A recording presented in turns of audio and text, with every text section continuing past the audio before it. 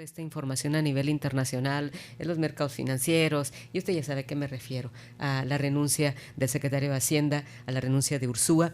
Y esta mañana están con nosotros y agradecemos la presencia de Mario Campa y Alejandro Romero, economistas, con quienes, pues, sobre todo son ustedes, yo los escucho y ustedes explíquenme qué fue lo que pasó. Buenos días y bienvenidos. Buenos días, Katy. Buenos días. Nos tenemos que preocupar. Es preocupante lo que está pasando porque de entrada les decía, hay antecedentes en nuestro país y no hay un antecedente de una renuncia de un secretario de Hacienda en la historia reciente, pero sobre todo hay cambios en el gabinete, sí, pero una renuncia de este tipo con una carta como esta que tiene pues muy seria la carta, muy duro lo que dice. Mira, yo creo que sí hay motivos para preocuparse. Creo que el contenido de la carta es lo más preocupante, más que la salida de un personaje por otro en la Secretaría de Hacienda, sino lo que se denuncia es lo realmente delicado. El hecho de que se diga que se toman decisiones de política pública y política económica sin sustento, el hecho de que se diga que hay una pugna al interior del equipo del presidente con bandos extremistas en materia de política económica, pues eso viene a crear incertidumbre sobre la posible estabilidad y de las finanzas y de la macroeconomía a futuro. Pero además el hecho de denuncia de conflicto de intereses, sí. Además denuncia que en Hacienda llegando gente a trabajar que no tiene la capacidad para ejercer el cargo. Así es. Todo eso es muy delicado, sobre todo cuando hablamos de la estabilidad macroeconómica y de las finanzas públicas de un país, que no nada más es México, no es cualquier país, sino formamos parte del G20, formamos parte de una comunidad financiera internacional de manera importante. Recordemos cuando fue la crisis del 95, México tuvo repercusiones en los demás países. Entonces, sí es una situación muy delicada. Yo creo que más que el cambio de personas, lo que nos debe preocupar es el contenido de la renuncia. ¿Es preocupante? Bueno, en el largo plazo. En el corto plazo no tiene muchos efectos. Incluso ayer Moody's salió a decir, su analista Jaime Roche, que Alfonso Herrera está bien capacitado para asumir el cargo. Pero se reconoce la capacidad de los dos, tanto del que claro, se va sí, como del que llega. Es más, yo diría, y estuve sondeando un poco el mercado financiero, que Herrera es mejor visto en términos estrictamente financieros que Ursúa, ¿no? Ursúa es bueno para programas sociales, es un economista más completo. Sin embargo, Herrera es muy bien visto por el sector financiero. Él resolvió el tema del aeropuerto puntualmente, la cuestión de los bonos, cómo se iba a zanjar eso financieramente, legalmente. En fin, estuvo en el Banco Mundial, tiene experiencia, fue... el primer secretario de López Obrador de Finanzas fue Ursúa los primeros 3 años y el segundo trienio fue precisamente Herrera, ¿no? Entonces ellos dos estuvieron de secretarios de Finanzas con López Obrador en la Ciudad de México. Herrera tiene mucha experiencia en el Banco Mundial, incluso se llevó a su gente a la Secretaría de Hacienda y esa gente se espera que suba. De hecho, un nombramiento clave hacia adelante es el nombramiento del subsecretario de Hacienda, que es el puesto que él venía desempeñando hasta que ahora es el secretario, ¿no? Entonces yo no veo problemas en la transición de corto plazo. Sin embargo, en la de largo plazo definitivamente sí crea incertidumbre sobre qué está pasando ahí adentro. Yo creo que en vez de especular cuáles son las políticas que están mal y que no están basadas en sustento, yo creo que muchas de ellas sí están estudiadas, sí estaban... la academia incluso las demandaba, vaya, el aumento, por ejemplo, del salario mínimo era un consenso, había muchas políticas que ya estaban consensuadas. Sin embargo, por ejemplo...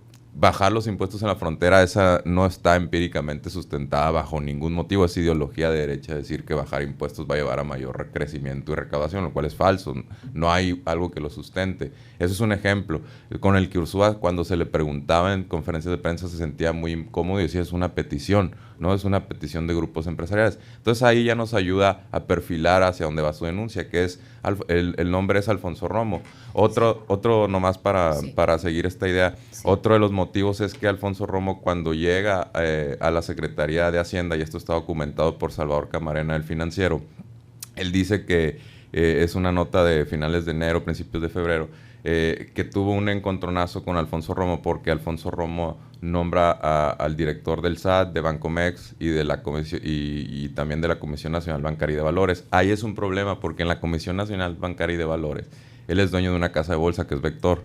Entonces ahí puede estar creando cierto conflicto de interés, o más bien un conflicto de interés flagrante, ¿no? Estás apuntando a alguien que a lo mejor no tiene la experiencia necesaria, yo creo que sí, pero sobre todo creas un conflicto de interés porque puedes beneficiar a tus empresas. En la cuestión de la reducción de impuestos en la frontera, puede beneficiar a sus empresas. Es un empresario que está cerca de la franja fronteriza en Nuevo León, ¿no?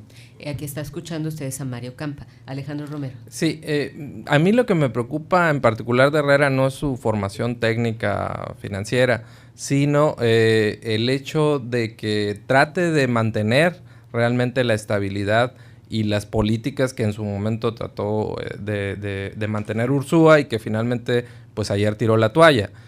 ¿Por qué? Porque en el caso de Herrera ya ha sido corregido 2 veces por el presidente. Una fue en el caso de la refinería de Dos Bocas, que por cierto es una de las decisiones, Mario, que creo que no tienen sustento económico para llevarse a cabo. De hecho, pues ninguna empresa privada le quiso entrar a la licitación en su momento que quiso lanzar el gobierno federal. Pero bueno, más allá de eso, el presidente lo corrigió cuando dijo: vamos a esperar a que haya recursos de parte de Pemex para empezar la construcción de la refinería de Dos Bocas. El presidente le dijo al día siguiente que no y que ya iban a empezar. Cuando era subsecretario y planteó la posibilidad del regreso de la tenencia a nivel federal, también al día siguiente el presidente lo contradijo y le dijo que no iba a ir el asunto de la tenencia. Entonces, yo creo que lamentablemente lo que está denunciando en su carta de renuncia a Ursúa, creo que no va a desaparecer mágicamente con la llegada de Herrera, y habrá que ver en las próximas semanas y en los próximos meses si realmente tiene el suficiente temple para imponerse y tratar de mantener realmente la estabilidad. O sea, la renuncia nos dice que hay pugnas al interior del gabinete por cambiar o por hacer más extrema la política económica. Y sin duda va a depender mucho del secretario y de la fuerza para imponerse al criterio del presidente y al criterio de sus grupos extremistas al interior del gabinete. Y es que se dice que la Secretaría de Hacienda prácticamente no era la que estaba tomando decisiones, sino el propio presidente de la República. Decía el presidente hoy en la mañana en su conferencia que Ursúa no estaba, que el plan de desarrollo que se diseñó y el trabajo que estaba haciendo Ursúa más bien parecía trabajo de, pues, señaló personajes anteriores, señaló personajes como Meade y señaló también a Carstens. Mira, ahí Katy, perdón, yo encuentro un antecedente muy parecido, que quizás no fue renuncia, pero sí fue, lo renunciaron al exsecretario de Hacienda de Echeverría en su momento, en los inicios de Luis Echeverría, cuando empezó a decir: oye, te estás endeudando de más, la estabilidad económica está en peligro. Lo que hizo Echeverría fue correrlo. Y a partir de ese momento dijo: la economía se dirige desde Los Pinos. Me temo que pudiéramos estar en un momento de inflexión similar. Y que la economía se dirija desde Palacio Nacional. Así es. A ver, Mario.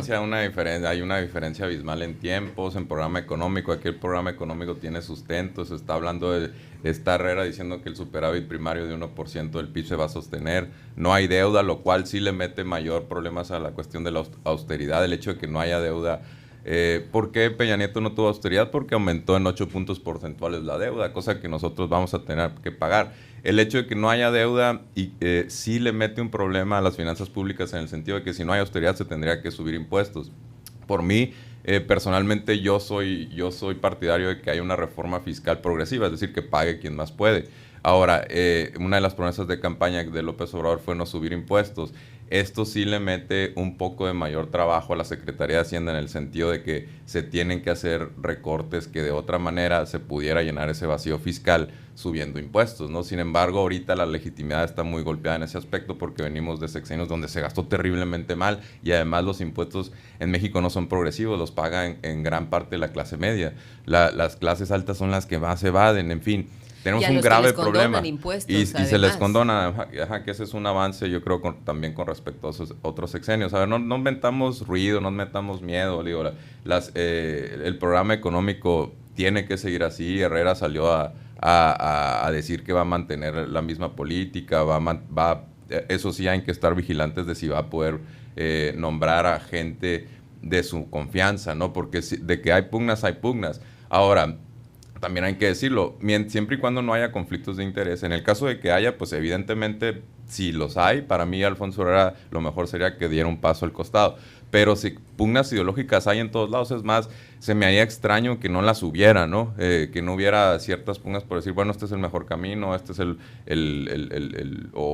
es este otro. En el caso de Peña Nieto hubo mucha estabilidad, ¿no? Y ¿qué es lo que pasó? Pues vimos un terrible manejo de Pemex con Lozoya. En la Secretaría de Hacienda también en un principio había estabilidad y mientras la deuda estaba subiendo, en fin, hubo sus problemas. No es para nada el fin del mundo, sí es una buena oportunidad para rectificar algunas cuestiones, ¿no? No tanto del programa económico, pero sí de posibles conflictos que pueda haber dentro de la Secretaría, hacerlos a un lado, cortarlos, eso sin duda, eso siempre. Mario, sí. Yo aquí rectificaría algunos puntos de Mario. Deuda sí la hay. Si revisas la página de la Secretaría... Deuda nueva, caramba. Si revisas la deuda del gobierno federal, se ha incrementado en 226 mil millones de pesos de diciembre de 2018 a mayo de 2019. Eres economista, ¿dónde sacas esos datos? Lo vemos en Hacienda. Primario, ¿cómo va a haber deuda? Lo vemos en Hacienda. ¿Cómo va a haber deuda? Lo vemos en Hacienda. Alejandro, sé que vienes con una postura muy crítica. No te desesperes, déjame decirte. Yo sé que vienes con una postura crítica, pero ¿de dónde está? Es de la Secretaría de Hacienda. No, danos el enlace, danos el cuadro, por favor, porque es una mentira. ¿Cómo va a haber deuda nueva con un superávit primario? Eso es elemental de un economista que se precie de cero, Alejandro. Con gusto te lo paso, Katy, para que lo compartas en las redes. Los dos son economistas, los dos analizan y los dos tienen datos distintos. Hay que tener son datos intelectual. Tú tienes otros datos. No, yo tengo los datos. Sí, él tiene otros datos. No, yo tengo los datos oficiales. Él tiene otros datos. Es verdaderamente vergonzoso. Pero déjame dar la cifra. Sí me gustaría que ambos den las cifras. Yo me comprometo a dar la cifra. Que los dos por nos favor, den las cifras. que la dé y te voy a decir dónde está su error. Y a dar la captura de pantalla. Entonces, nos das las cifras, nada más que dice que nos las mandes en este momento, esas cifras. ¿Qué? Terminando la entrevista. Sí, por favor, claro. Si nos puedes mandar los datos, si nos está pidiendo también el productor que nos manden los datos. Se mide con respecto al PIB si hubo deuda nueva, Alejandro. Tú lo sabes. No. Estamos hablando de saldo bruto. No, espérate. Pues el PIB crece. ¿Cómo no va a crecer la deuda? No. El dato del PIB es un dato relativo. La deuda, el saldo de la deuda, podemos reconocer que el saldo de la deuda se ha incrementado. No se mide así, Alejandro, sino evidentemente en cualquier país va a Bueno, mira, este no es el tema. Respecto al PIB. Ese no es el tema, pero sí ha habido un incremento de deuda a razón de 1.500 millones de pesos diarios. Es lo que se ha estado incrementando la deuda de este gobierno. Si eso no es incrementar la deuda... Tenemos un minuto para cada uno para cerrar. No, yo pensé que traía mejores argumentos, no que la deuda está aumentando, es precisamente donde no está, donde se ahorita está lo revisamos, Mario, para que te relajes. No, pero es que a mí no me gusta que vengan aquí a decir mentiras, un programa tan serio. Ni a mí, no, claro. Bueno, pero entonces di cómo lo estás viendo, si no para descartarte como un economista serio. Es el saldo de la deuda del gobierno federal. No se tendría que medir con respecto al PIB. Es una ¿Cómo variable. lo reporta el Banco Mundial o el Fondo Monetario Internacional? ¿Con respecto al PIB, sí o no? ¿Sí o no? ¿Con respecto al PIB, sí o no? Sí, claro. Ahí está. Sí. Es una variable para medir el endeudamiento. Es todo lo que pero no es el dato de la deuda. Bueno, los economistas entienden mejor. A ver, nos queda muy pocos segundos para ambos. Se había hablado del poco crecimiento que nos decían que iba a tener México. Algunos hablan de una probable recesión. Luego de esto que acabamos de ver y que acaba de ocurrir en nuestro país, ¿ven la posibilidad de que esto ocurra? Y con eso nos iríamos ya. Yo veo en el primer trimestre la economía cayó 0.2%, de acuerdo con el INEGI, espero que esté de acuerdo Mario. Cayó 0.2% y se habla de una probabilidad muy grande de que haya una recesión, quizás corta, pero al fin y al cabo recesión. Preocupa señales como la cancelación del aeropuerto, son parte de los elementos de política económica sin sustento, la cancelación de licitaciones del sector petrolero. O sea, hay decisiones que están afectando el ánimo de inversión en México y esto se está reflejando en el crecimiento económico. Hubo efectivamente una caída del 0.2% en el primer trimestre, pero el IGAE creció 0.1% en abril. En mayo también hubo un incremento bastante importante en la manufactura, tanto en la manufactura como especialmente en la automotriz. Entonces se podría revertir esa tendencia. Ahora hay que recordar que se ve para juzgar una recesión no únicamente se juzga 2 caídas consecutivas del PIB, ¿no? Esa es una medición para los medios de información, pero se tiene que ver una serie de indicadores y eso también lo reportaría el INEGI. En cualquier caso, si es una recesión, no sería muy fuerte, ¿no? Digo, la cosa es que si a partir de ahora haya un cambio de tendencia, ¿no? Dice, que no defiendan a Herrera con la solución del Naim, porque entonces sí estamos... financieramente, ¿no? Sí hay estamos, que limitarlo a lo financiero. Dijo una palabra con J, sí estamos... hay que limitarlo a lo financiero, limitarlo a lo financiero, porque tendríamos que juzgar qué hizo cada quien, ¿no? Y él ya le tocó esa parte. Y que si te podemos decir, Mario, que si dejas hablar a tu contraparte, que a ti no te interrumpieron, dice Ernesto Figueroa. Hay que ser respetuosos. Bueno, y es que en una discusión y les gusta el tema, se emocionaron ambos. Yo no vengo aquí a decir mentiras, todo lo que yo vengo aquí es con honestidad intelectual. Igual yo. Por eso es que fueron invitados, porque sabemos que saben del tema. Sí, Alejandro, pero estás utilizando una medición que nadie más utiliza, un economista serio no puede utilizar. Pero es un indicador de la Secretaría de Hacienda. Ay, Alejandro, cuando es un indicador. Fuera del aire lo comentamos, porque lo tienes que medir de otra forma. Claro, cuando gustas. ¿Les parece un que los indicador vamos oficial. A invitar? Claro, yo, por mí encantado. Bien. Bueno, porque el tiempo, pero yo encantada de seguirlos escuchando, pero no hay tiempo.